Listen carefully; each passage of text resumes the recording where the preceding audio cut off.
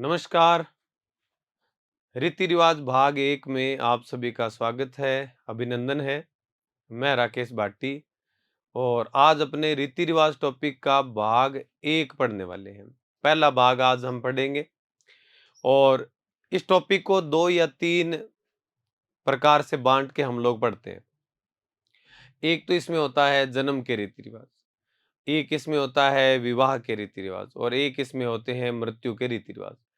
3 प्रकार के रीति रिवाज जो है हमें पढ़ने पड़ते हैं।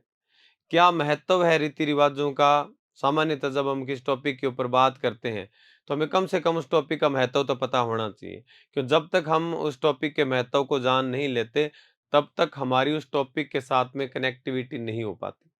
ठीक है, तो रीति रिवाजों से कोई भी जो कार्यक्रम होता है वो रंगीन बनता है, शानदार बनता है। रीति रिवाज विभिन्न प्रकार के लोगों को एक दूसरे से जोड़ने का काम करता है, अलग अलग समाज को जोड़ने का काम करता है। रीति रिवाज हमारे जीवन में उमंग उल्लास भरते हैं। ठीक है, अगर हमारे जीवन में, अगर मैं यूँ कहूँ कि हमारे जीवन में से अगर रीति रिवाजों को निकाल दिया जाए तो जीवन में फिर कुछ नहीं बचता है। इसलिए रीति रिवाजों का बहुत ज्यादा महत्व है। बहुत सारे रिवाज हम पढ़ेंगे, हर रिवाज का कोई न कोई ठोस कारण भी होगा, वो भी मैं आपको बताऊंगा कि कौन कौन सा वो कारण है और किस प्रकार से और क्यों वो रीति रिवाज हम मनाते हैं, क्या उसके फायदे हैं, कब वो शुरू हुआ था। ठीक है, सारी चीजें बताऊंगा।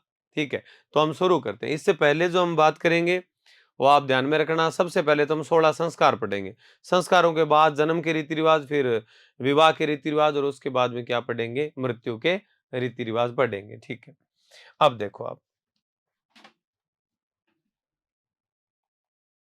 ठीक है, सबसे पहले हम लोग यहाँ पे पढ़ने वाले हैं, क्या पढ़ने वाले हैं,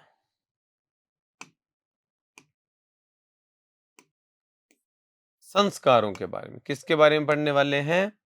संस्कारों के बारे में बात करने वाले हैं। ठीक है, तो आप ध्यान में रखना, मैं मार्कर चेंज कर लेता हूं। ठीक है, सबसे पहले संस्कार पढ़ेंगे और संस्कार कितने होते हैं ये आप लोग ध्यान में रखना। संस्कार होते हैं 16। कितने संस्कार होते हैं जीवन में? 16 संस्कार होते हैं। ये संस्कार कब से लागू हुए थे, कब से शुरू हुए थे, कब से इनका प्रचलन शुरू हुआ था? तो आप याद रखना कि संस्कार जो है वो वैदिक काल से शुरू हुए थे। कब से शुरू हुए थे? वैदिक काल में संस्कारों का जिक्र मिलता है।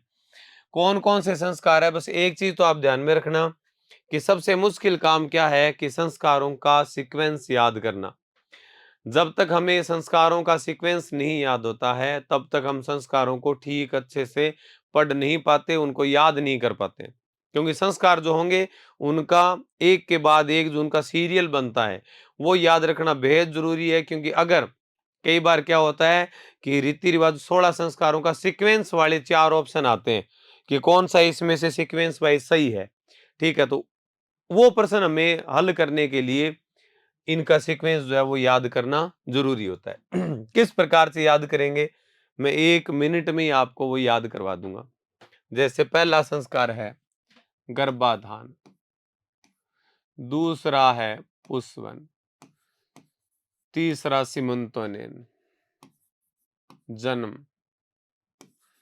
नामकरण, निष्कर्मण, अन्नप्राशन, चूड़ाकर्म, कर्ण भेद, विद्यारंभ, उपनयन, वेदारंभ, केशांत, समापवर्तन, विवाह और अंत्येष्टि। और अंत्येष्टि किस प्रकार से? जो संस्कारों का नाम है, जैसे पहला होता है गर्भाधान, तो मैंने नाम गर्भाधान का पहला अक्षर उठा लिया है। इसी प्रकार 16 जो संस्कारों के नाम है उनका पहला पहला अक्षर मैंने यहाँ पे उठा लिया है। 3-3 के जोड़े में याद कर देंगे, 1 मिनट में याद हो जाएगा, चिंता नहीं करनी बिल्कुल भी। गै पूसी, जैनानी, अन्न चूड़ा कर्ण, विद्या उपवेद, के समाप्त विवाह अंत्येष्टि। इसी प्रकार से आपको टॉपिक पढ़ते टाइम 5 बार बोलना है, कम से कम कितनी बार? 5 बार। 5 बार बोलने के बाद में हमें उतने संस्कार याद हो जाएंगे, ठीक है, जितने पंडित जी को याद होते हैं। तो गै पूसी जैनानी अन्न चूड़ाकरण विद्या उपवेद के समाप्त विवाह अंत्येष्टि, ठीक है।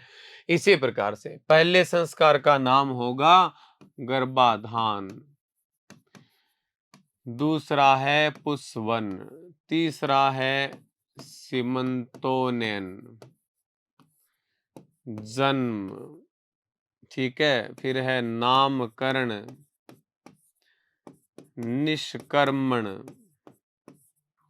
अन्नप्राशन, चूड़ाकर्म, ठीक है, या जड़ूला भी कहते हैं, कर्ण वेद, विद्यारंभ, उपनयन या जनेऊ,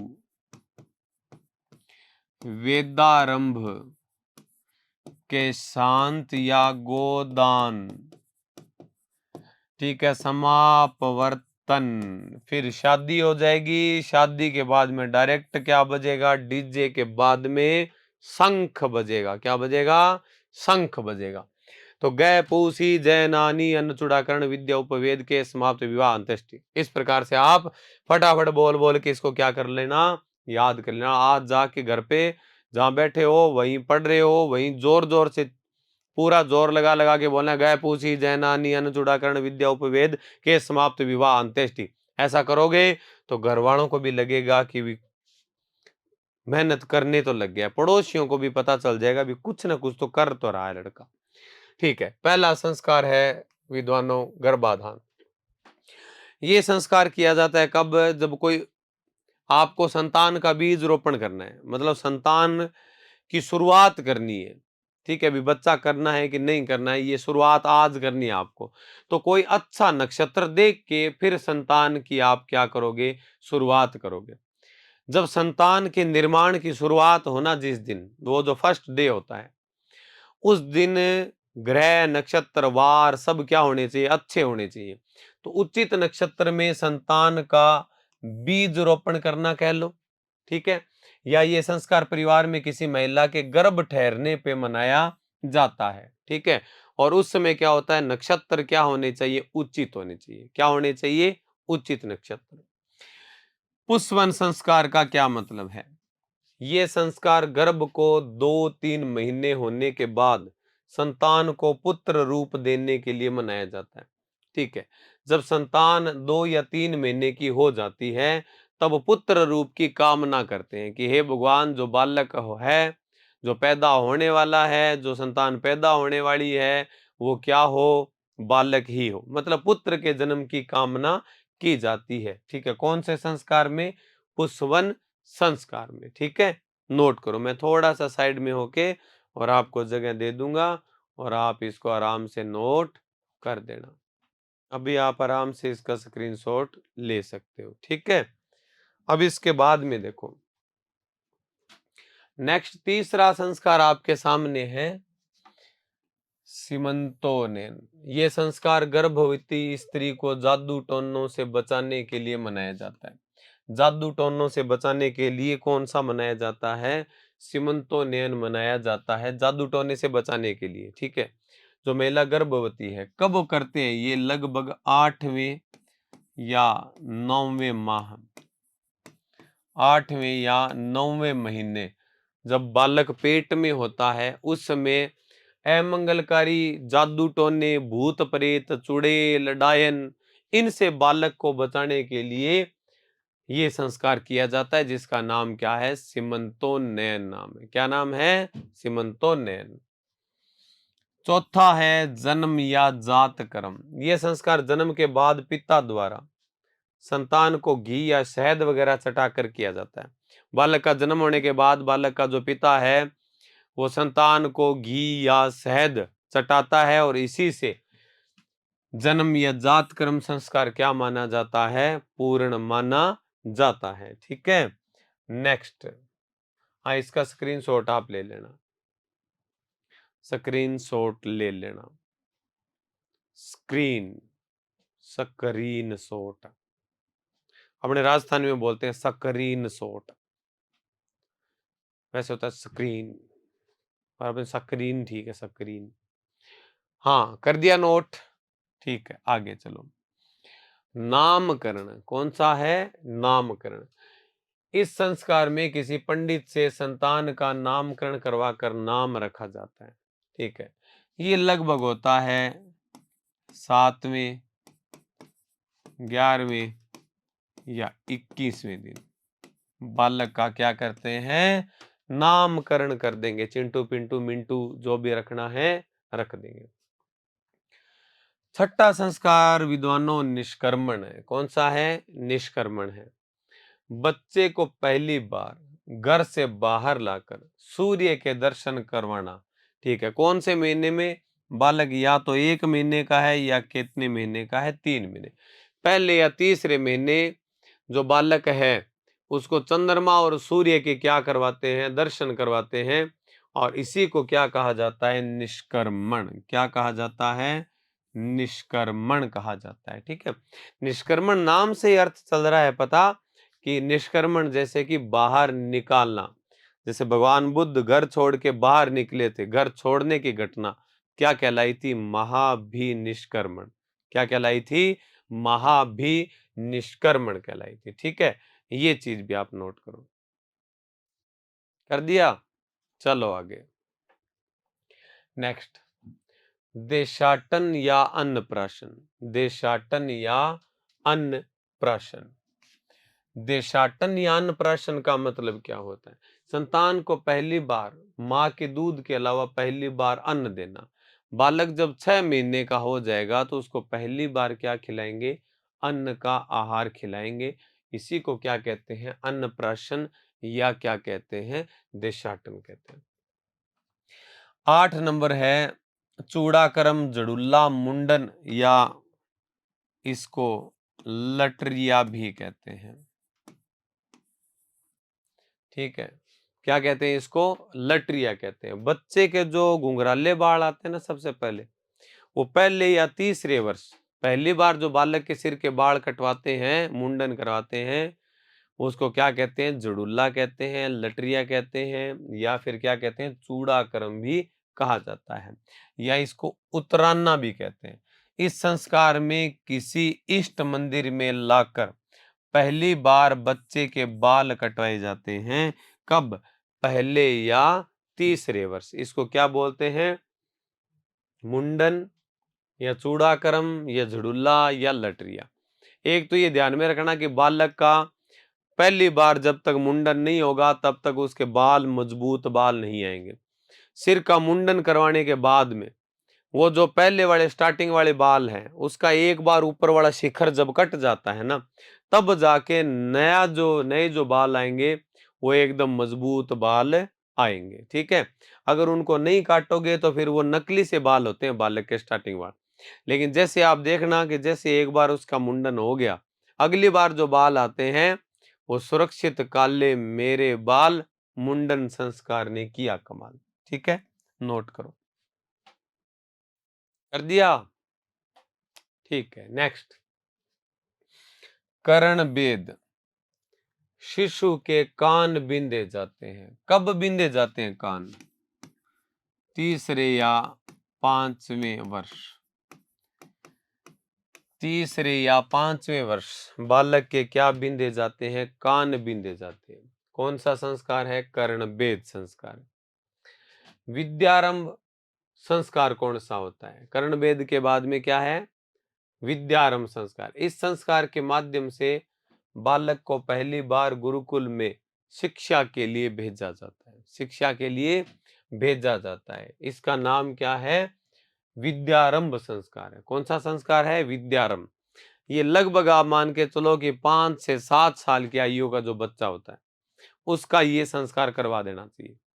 5 या 7 साल की उम्र का जो बालक है उसका कौन सा संस्कार हो जाना चाहिए? विद्यारंभ संस्कार, ठीक है। लेकिन आजकल आपने देखा होगा कि लगभग 3-3 साल के जो बच्चे हैं, 3-3 साल के बच्चों को भी स्कूल भेजना शुरू कर देते हैं। हकीकत में तो 5 साल तक का जो जीवन होता है बच्चे का, वो खेलने कूदने का होता है और उसी उम्र में उसको स्कूल में भेज दिया जाता है। ठीक है, नियम के हिसाब से देखें तो कम से कम 5 या 7 साल की उम्र में बालक को पढ़ाई के लिए भेजना चाहिए। ठीक है, तो शिक्षा के लिए गुरुकुल में भेजा जाता है। नेक्स्ट है उपनयन, जनेऊ या यज्ञोपवीत संस्कार। गुरु द्वारा शिष्य को ब्रह्म विद्या के लिए स्वीकार करना। ठीक है, जनेऊ होता है ना इस प्रकार से, विद्वान जो लोग होते हैं ना, पंडित जी होते हैं विद्वान जो, तो वो इस प्रकार से जो एक डोरा पहनते हैं ना, सूती धागा, उसको क्या कहते हैं? जनेऊ कहते हैं। क्या कहते हैं? जनेऊ। और याद रखना जनेऊ क्यों जरूरी है? क्योंकि जनेऊ धारण किया हुआ आदमी ही वेद शास्त्रों का अध्ययन कर सकता है। इसका मतलब ये हुआ कि जो जनेऊ धारण नहीं करता वो वेद शास्त्रों का अध्ययन भी नहीं कर सकता है, ये भी ध्यान में रखना। तो वेद पढ़ने के लिए जरूरी है आपका जनेऊधारी होना। क्या होना? जनेऊधारी होना। ठीक है, लिख दो। हाँ जी, हो गया। ठीक है, नेक्स्ट वेदारंभ। वेदों का अध्ययन शुरू करना कौन सा संस्कार है? वेदारंभ संस्कार है। नाम से स्पष्ट है कि शांत या गोदान संस्कार। पहली बार दाढ़ी मूंछ व केस मुंडवाना। पहली बार दाढ़ी मूंछ और सिर के बाल जो है वो मुंडवाए जाते हैं। ठीक है, या एक बार मेन तो ध्यान में रखना कि दाढ़ी मूंछ के बाल है जो पहली बार कटवाए जाते हैं ना गुरुकुल में रहते हुए। ठीक है, इसको क्या कहते हैं? केशांत या गोदान।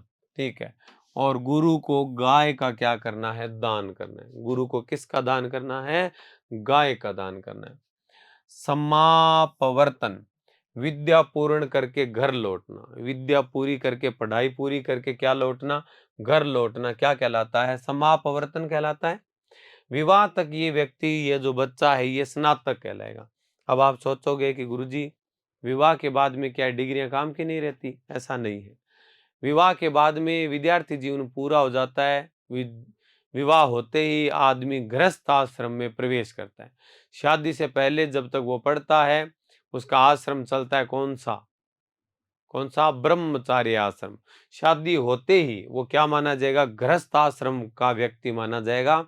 और इसका मतलब विद्यार्थी जीवन पूरा हो गया तो स्नातक भी उसके बाद में वो नहीं कहलाता है। ठीक है, इसके बाद में विवाह, गृहस्थ आश्रम में प्रवेश करता है आदमी शादी होते ही। अंत्येष्टि, मृत्युपरांत दाह संस्कार को क्या कहते हैं? अंत्येष्टि। आपसे पूछ ले कि कौन से संस्कार के बाद आदमी जो है गृहस्थ आश्रम में प्रवेश करता है, तो कौन सा बताओगे? विवाह के बाद। किसके बाद? विवाह के बाद करता है। ठीक है, दूसरी बात आप ध्यान में रखना कि मृत्यु के बाद क्या किया जाता है? अंत्येष्टि या दाह संस्कार वाला प्रोग्राम होता है। ठीक है, इन दोनों के अंदर छोटे छोटे बहुत सारे पॉइंट होंगे जिनको सीक्वेंस वाइज हमें डिटेल में पढ़ना पड़ेगा, तब जाके इनके अलग से हमारे इसकी पूरी जो डिटेल है वो क्या हो पाएगी? याद हो पाएगी। ठीक है, अलग से इनको पढ़ेंगे। एक चीज थोड़ी सी आप गौर करने वाली है, बारीक सी बात है, वो आप ध्यान में रखना। और वो कौन सी बात है? कोई मान लो हमारे से पूछ ले कि जन्म से लेकर मृत्यु तक कितने संस्कार होते हैं, तो जन्म से लेकर मृत्यु तक कितने संस्कार बताएंगे? कितने बताएंगे जन्म से लेकर मृत्यु तक? तो लगभग लोगों का जवाब होगा कि 16, लेकिन 16 नहीं होगा। कि जन्म से मृत्यु तक कितने संस्कार होते हैं? 13। 3 संस्कार ऐसे मैंने बताए थे ना जो जन्म से पहले हो जाते हैं। तो 3 संस्कार जन्म से पहले होते हैं, 13 संस्कार जन्म के बाद होते हैं। कुल मिला के संस्कार कितने होते हैं? 16। लेकिन जन्म से मृत्यु तक पूछे तो संस्कार कितने हैं? 13। समझ में आ रही है बात इतनी? ठीक है, तो ये अंत्येष्टि और ये 16 संस्कार हमने भगवान की दया से क्या कर लिए हैं? कंप्लीट कर लिए हैं। लिख दीजिए आप, लिख दीजिए, नोट कर दीजिए।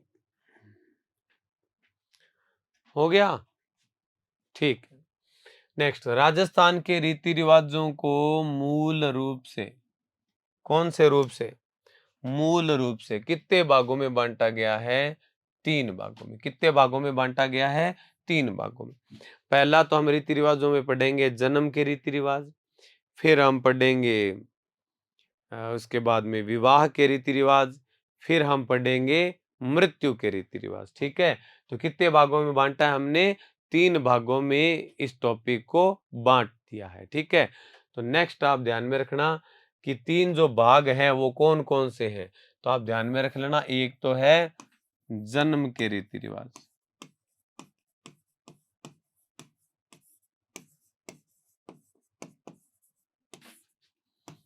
दूसरा है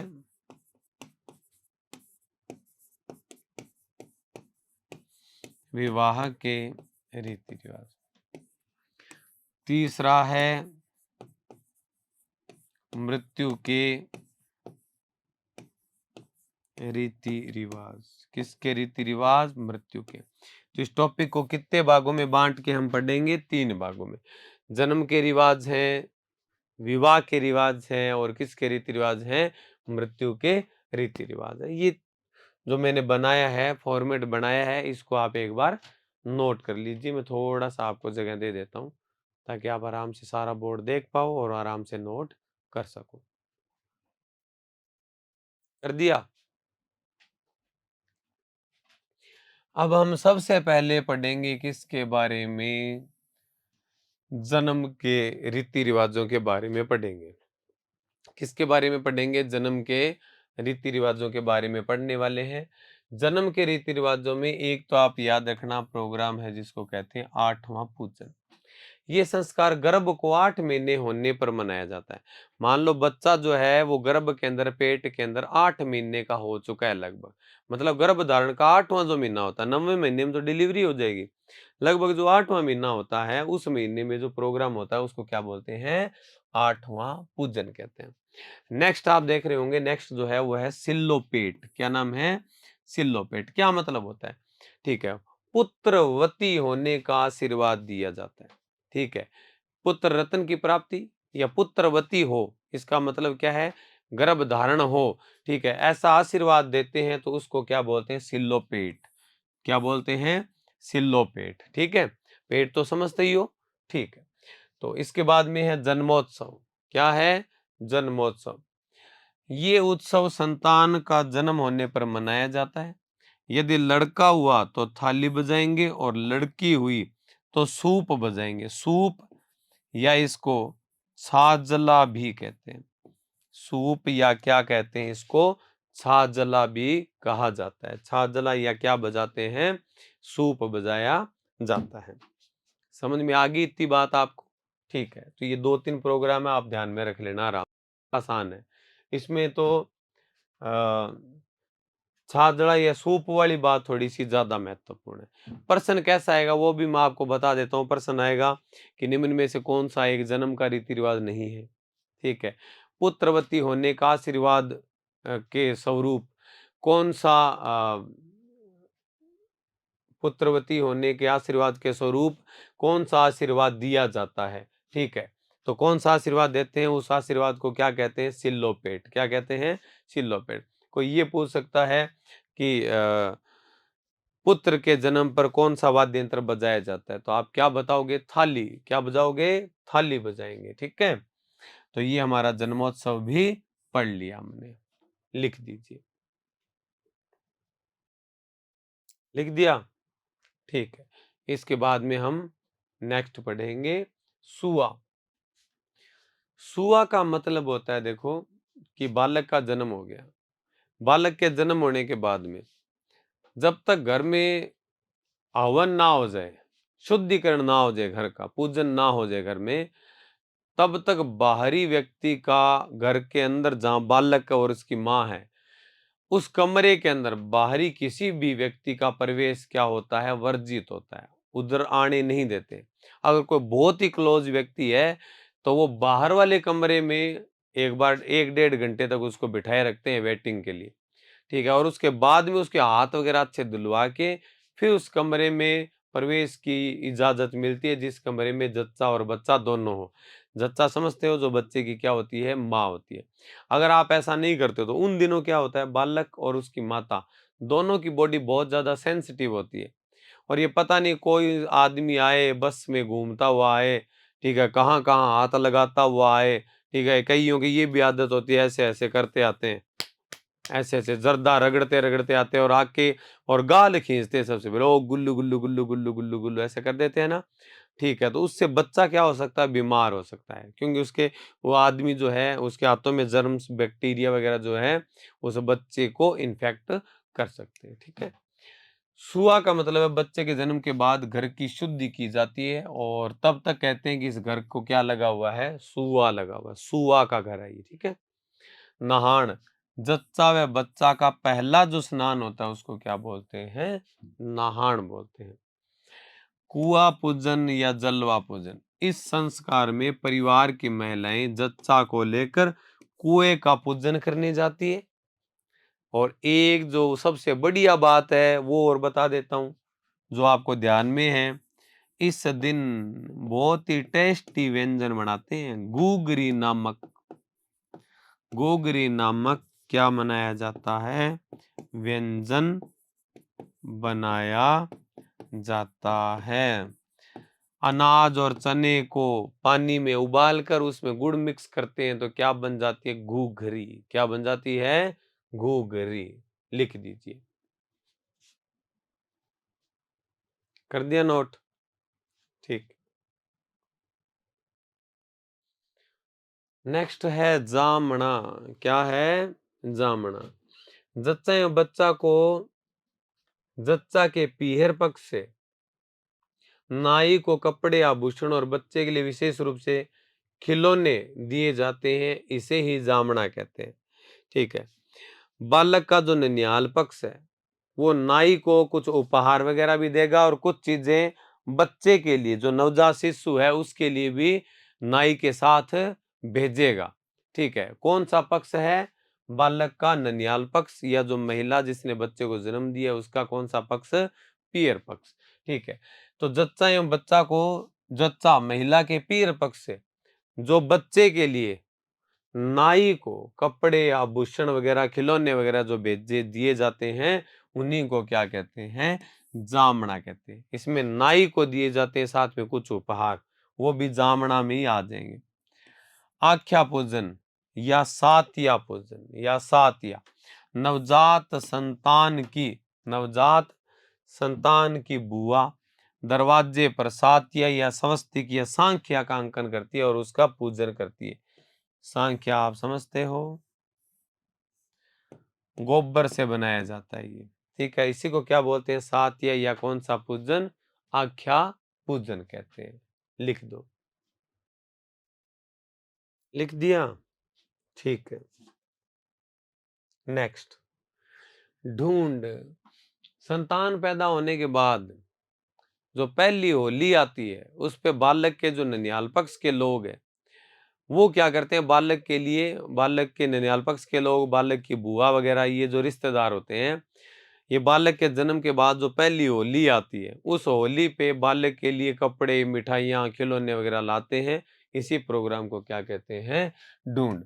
संतान पैदा होने के बाद प्रथम होली को पिता की बहन एवं बुआ पतासे एवं खील तथा लड़के के लिए लाती है और उनके बदले उनको कुछ राशि दी जाती है जिसे नेग कहा जाता है। ठीक है। तो कौन सी रस्म होगी, ढूंढ की रस्म। नोट कीजिए। लिख दिया। ठीक है।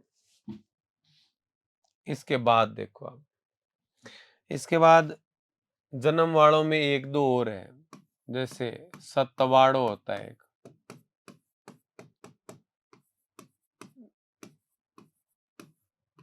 बच्चे की जो माँ या बच्चा है, जच्चा बच्चा का 7वें दिन का जो स्नान होता है उसको क्या कहते हैं, सतवाड़ो। क्या बोलते हैं उसको, सतवाड़ो। 7वें दिन का स्नान क्या कहलाता है, सतवाड़ो कहलाता है। ठीक है। एक होता है सुहावड़। क्या होता है, सुहावड़। सुहावड़ क्या होता है, जो बच्चे की माँ है ना, जच्चा, जच्चा को सौंफ, मिश्री, सौंफ, मिश्री और अजवाइन के, सौंफ, मिश्री व अजवाइन के लड्डू खिलाना। ठीक है, क्या कहलाता है? सुहावड़। क्या कहलाता है? सुहावड़ कहलाता है। ठीक है, सतवाड़ो क्या होता है? 7वें दिन का स्नान होता है। ठीक है, ये चीज है।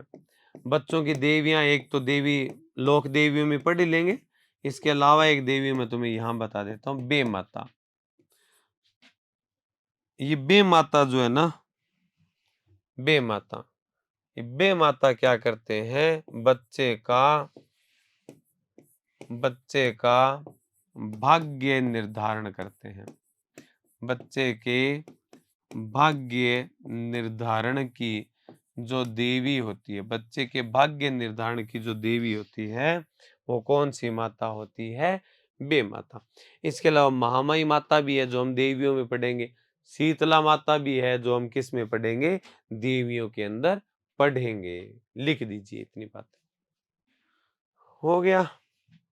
ठीक है, इसके बाद देखो, इसके बाद हम लोग क्या पढ़ेंगे?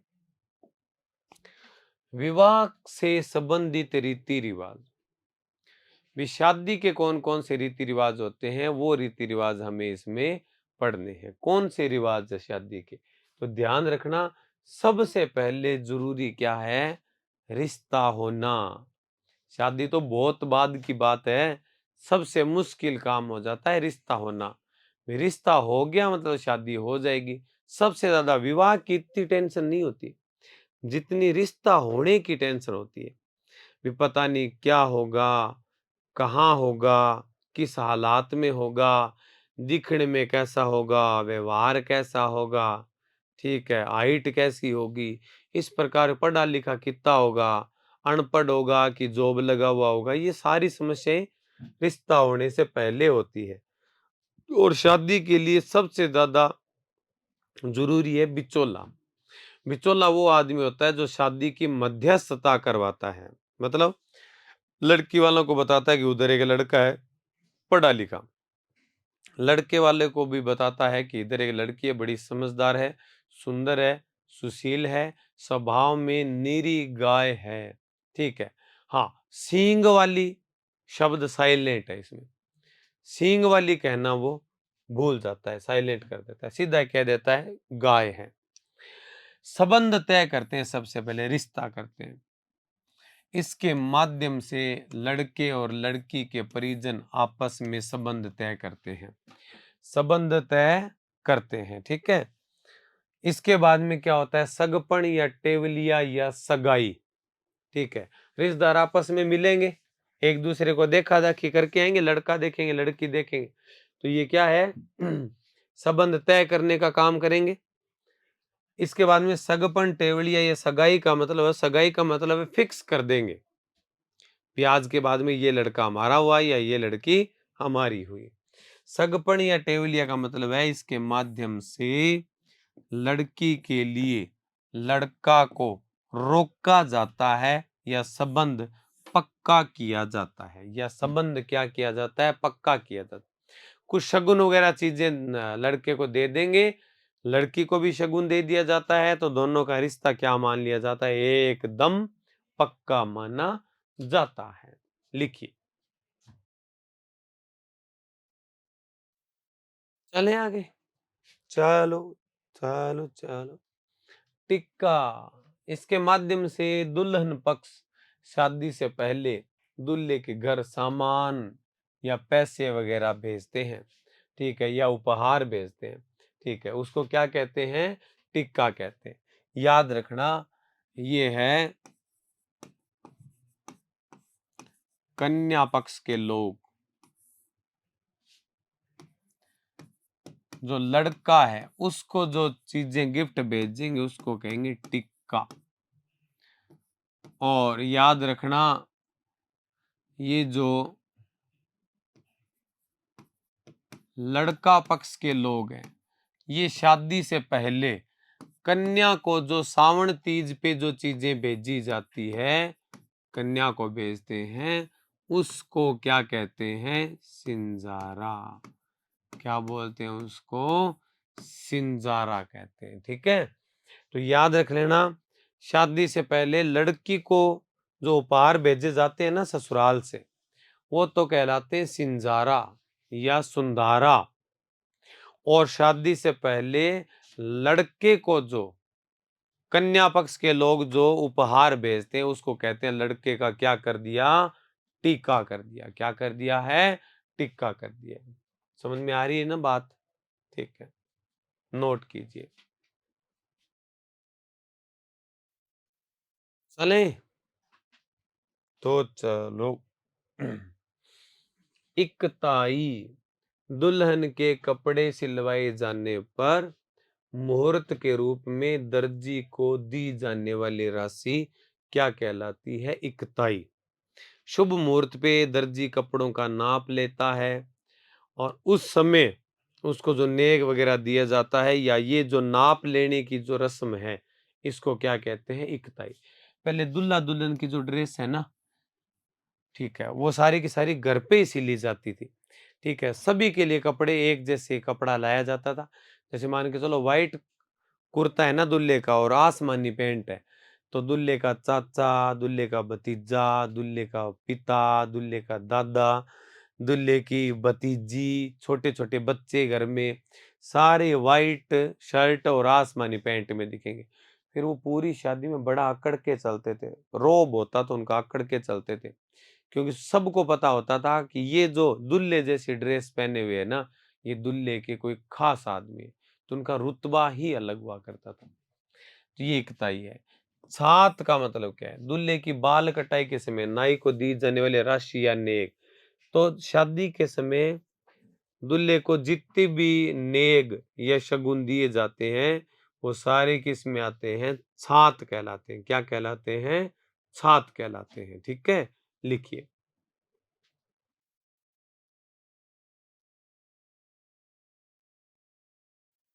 कर दिया नोट? ठीक है। अब टाइम आ गया है इनविटेशन कार्ड छपने का। ठीक है, इनविटेशन कार्ड छपने का। ठीक है, तो क्या बोलते हैं? पीली चिट्ठी, लगन पत्रिका। पीली चिट्ठी या लगन पत्रिका। ठीक है, ये लगन पत्रिका पंडित जी द्वारा बनाई जाती है, जिसमें शादी का ब्यौरा होता है। इसे दुल्हन पक्ष दूल्हे पक्ष के घर भेजता है। ठीक है, ये शेड्यूल होता है, इसमें विवान कितनी तारीख को, विनायक कितनी तारीख को प्रोग्राम होगा, रात्रि जुगा कितनी तारीख को है, बारात रवानगी या फेरे कितनी तारीख को है, ये सारा शेड्यूल लिखा होता है। उसी शेड्यूल को दोनों पक्षों को दिया जाता है, पंडित जी मुहूर्त निकाल के दे देते हैं और दोनों पक्ष अपने-अपने जब इन्विटेशन कार्ड छपवाते हैं, तो उसमें उसके आधार पे ही इन्विटेशन कार्ड छपेगा। जैसे जब तक पंडित जी बताएँगे आपको कि आपका बान या विनायक वाला प्रोग्राम 5 तारीख को है, तो ठीक है, उस शेड्यूल के अकॉर्डिंग आप शाम को ही क्या छपवा लोगे? कार्ड छपवा लोगे। ठीक है, जो कार्ड जो होता है उसको क्या बोलते हैं? कुमकुम पत्रिका। ठीक है, दूल्हा-दुल्हन के पक्ष पे जो घर पे जो ब्यौरा भेजा जाता है, वो क्या कहलाता है? पीली चिट्ठी या लगन पत्रिका कहलाती है। कुमकुम पत्रिका का मतलब होता है इसके माध्यम से सगे-संबंधी या रिश्तेदारों को बुलावा भेजा जाता है। कुमकुम पत्रिका मतलब होता है इन्विटेशन कार्ड।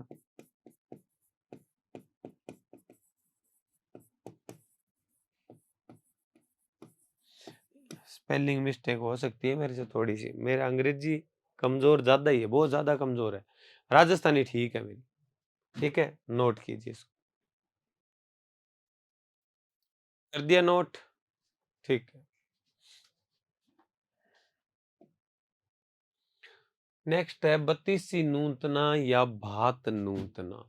बत्तीसी नूतना या भात नूतना। दुल्हन एवं दूल्हे के माँ बाप माँ के पीहर जाकर अपने भाइयों को माहिरा या भात के लिए इनवाइट करके आते हैं। इसको कहते हैं भात नूतना या बत्तीसी नूतना कहते हैं। ठीक है, फिर है बान बैठना या विनायक पूजन। ये विनायक पूजन होता है लगभग 5 या 7 दिन पूर्व होता है। शादी से 5 या 7 दिन पहले गणपति का पूजन होता है, उसी को क्या बोलते हैं, बान बैठना, ये विनायक पूजन होता है। और इसमें दूल्हा दुल्हन को पूर्व दिशा में दूल्हा दुल्हन को पूर्व दिशा में मुंह करके घी पिलाया जाता है। पूर्व दिशा में मुंह करके क्या पिलाया जाता है, घी पिलाया जाता है। ठीक है, तो इसको क्या कहते हैं, बान बैठना या विनायक पूजन। मुग्धना थोड़ा सा ज्यादा महत्वपूर्ण है। धान पकाने हेतु लाया गया ईंधन, बान वाला जो दिन होता है ना, बान वाला दिन, उसी दिन क्या करते हैं, धान पकाने के लिए जो ईंधन, लकड़ियां वगैरह, छोटे छोटे लकड़ियों के टुकड़े जो चुन के लाए जाते हैं और जिसके ऊपर आग, जिसमें आग जला के जिस पे धान पकाया जाता है, उसी ईंधन को, उन्हीं चुनी हुई लकड़ियों को क्या कहते हैं, मुग्धना। एक बार ये प्रश्न आया था तो लगभग लगभग बच्चे इसमें क्या है, कंफ्यूज हो गए थे मुग्धने के अंदर। बुजुर्ग जो घर पे महिलाएं हैं ना, वो बता देती है मुग्धना क्या है, क्योंकि ग्रामीण अंचल में इसको क्या है, मूंदना बोलते हैं, मूंदना बोल देते हैं थोड़ा शॉर्ट में। ये मुग्धना भी आप ध्यान में रखना।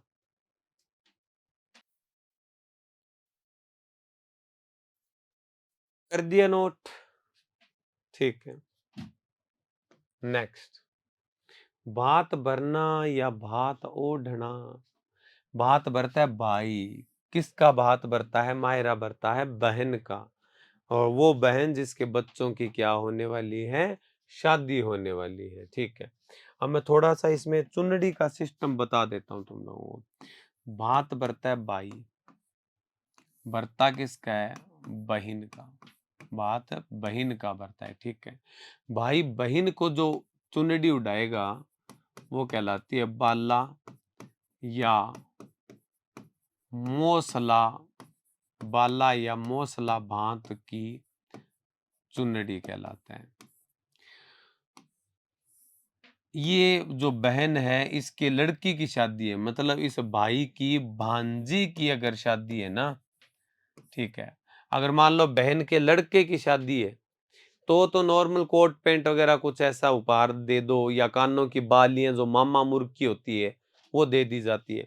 और अगर भांजी की शादी है तो बहन के लिए तो हम लेके जा रहे हैं चुनड़ी, भांजी के लिए जो चुनड़ी लेके जाएंगे उसको कहेंगे कंवर जोड़ चुनड़ी। कौन सी चुनड़ी, कंवर जोड़ की चुनड़ी कहते हैं।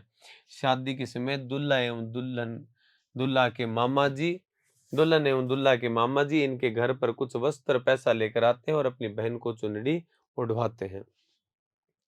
चाक पूजन, चाक तो कुम्हार रखता है जिसपे मटके बनाता है। शादी के समय परिवार की महिलाएं कुम्हार के घर जाकर उनके चाक का पूजन करती है और वहां से मिट्टी के बने मटके अर्थात जेगड़ लाती है। क्या लाती है, जेगड़। इसी पूजन को क्या कहते हैं, चाक पूजन। क्या कहते हैं, चाक पूजन कहते हैं। उम्मीद करता हूं कि तुम्हें पूरी बातें, एक एक बात आराम से शानदार तरीके से समझ आ रही होगी। ठीक है, हाँ, नोट कीजिए इसको आप।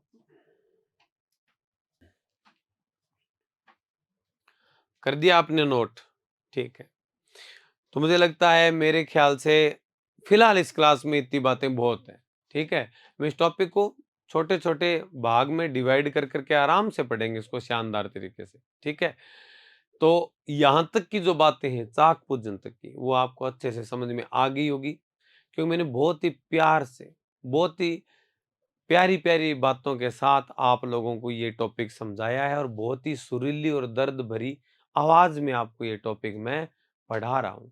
पढ़ते रहिए, स्वस्थ रहिए, मस्त रहिए। ठीक है, मिलते हैं नेक्स्ट क्लास में इसी के भाग 2 को लेकर, उसकी चर्चाओं को लेकर। ठीक है, बने रहिए हमारे साथ में। Thank you, have a nice day, tata, bye bye.